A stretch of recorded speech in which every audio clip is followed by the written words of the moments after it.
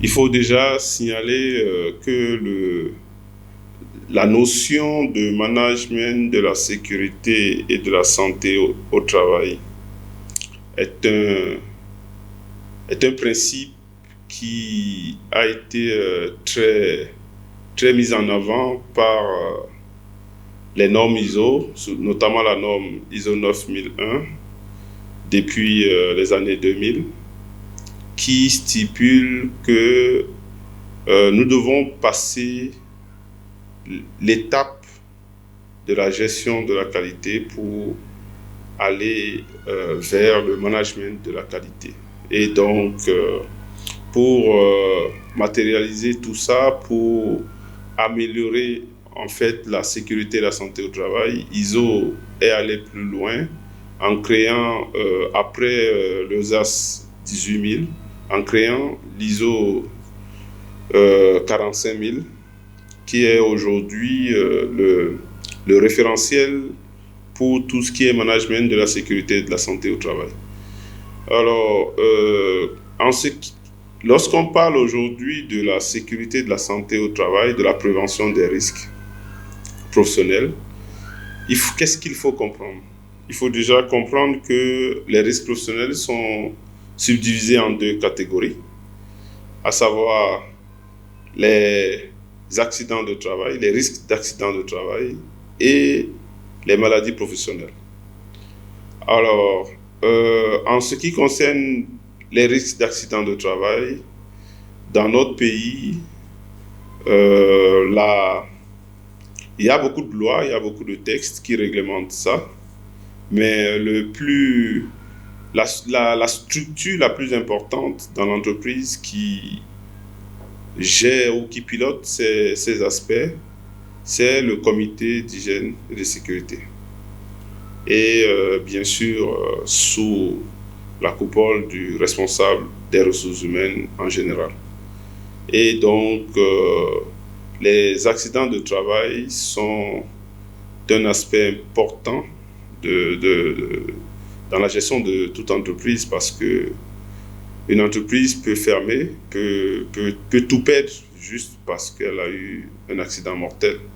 Donc c'est très important de ne pas négliger cet aspect dans la gestion des entreprises. En ce qui concerne les maladies professionnelles, c'est un aspect qui demande beaucoup plus d'expertise et qui est très peu développé dans nos pays, notamment au Bénin également. Tout simplement parce que l'identification des maladies professionnelles, le suivi est souvent très compliqué, parce que pour pouvoir identifier une maladie professionnelle, il faut en avoir conscience. Il faut déjà avoir un répertoire des maladies professionnelles, ce que je pense que nous avons au Bénin. Mais par ailleurs, il faut que tout employé, au début de son contrat, puisse passer des examens approfondis pour pouvoir identifier les maux dont il souffre, pour pouvoir par la suite, à la fin de sa carrière ou pendant sa carrière dans l'entreprise, qu'on soit en mesure d'identifier les nouvelles maladies ou les maladies qui se sont aggravées et pouvoir faire le parallèle avec les maladies professionnelles de cette catégorie de travailleurs. Donc voilà, les risques professionnels sont de deux ordres, comme j'ai dit, les accidents et les maladies.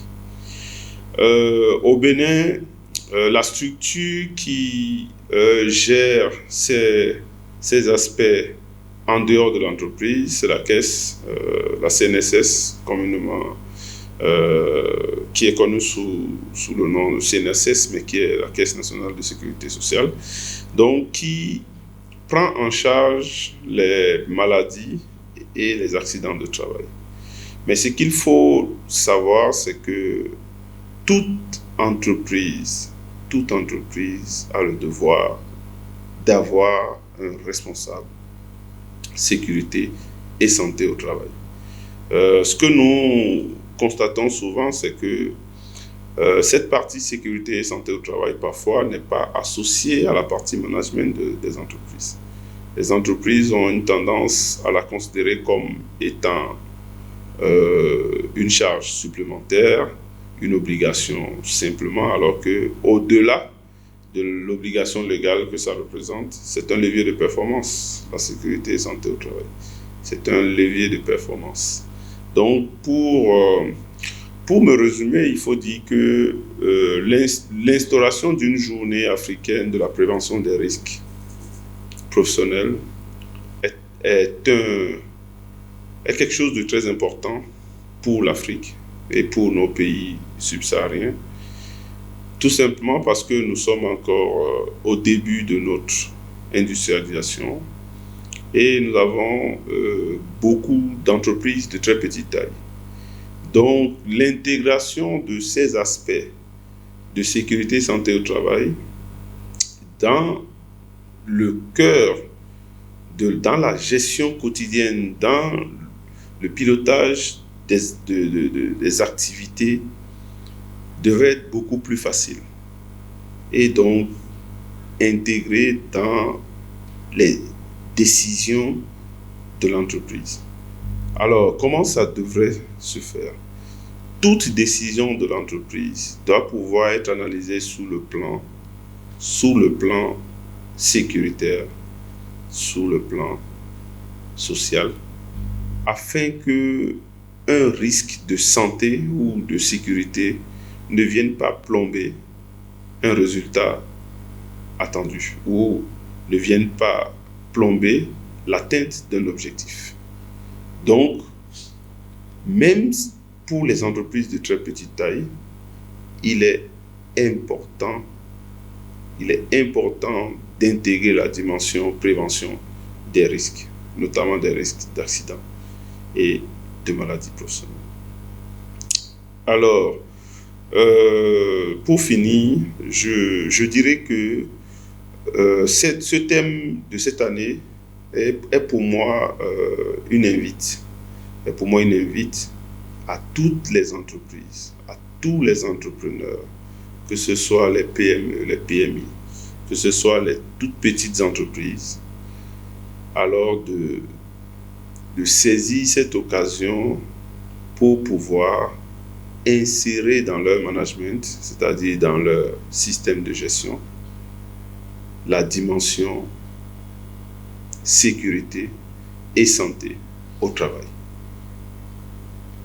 pour qu'ils soient sûrs qu'ils maîtrisent les risques, qu'ils maîtrisent leur activité, qu'ils soient sûrs de la pérennité de l'activité. D'autant plus que c'est une exigence légale au Bénin, c'est une obligation. C'est une obligation, donc du coup, il vaut mieux très tôt, lorsqu'on est une petite entreprise, commencer par intégrer ces aspects. Et le fait que le thème de la journée soit management de la sécurité et de la santé au travail, quelle importance pour nos entreprises.